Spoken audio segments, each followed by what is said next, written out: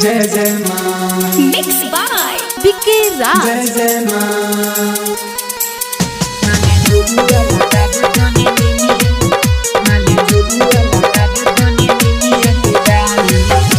मेरी हरवा तिहारी लागल बा मैया के साचा दादा बार साचा दादा बार लागल बा मैया के साचा दादा बार आवे लिखारा बा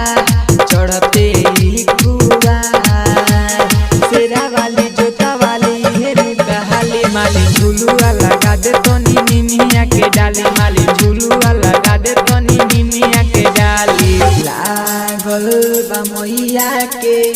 साचा दादा बार आवे लिखारा बा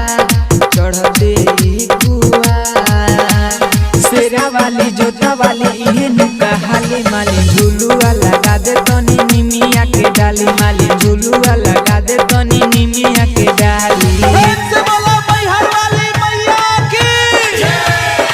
मिक्स बाय बीके राज। मेरी हरवा तिहारी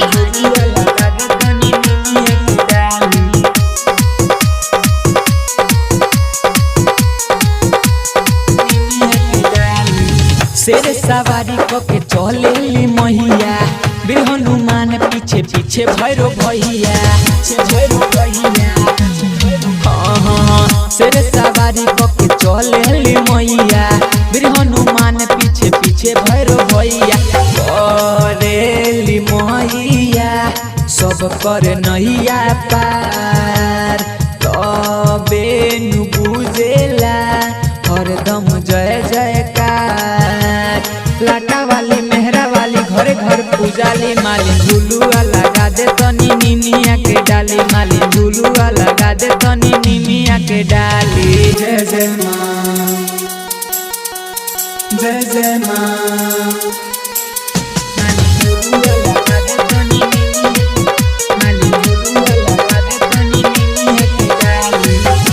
मेरी हरवा तिहारी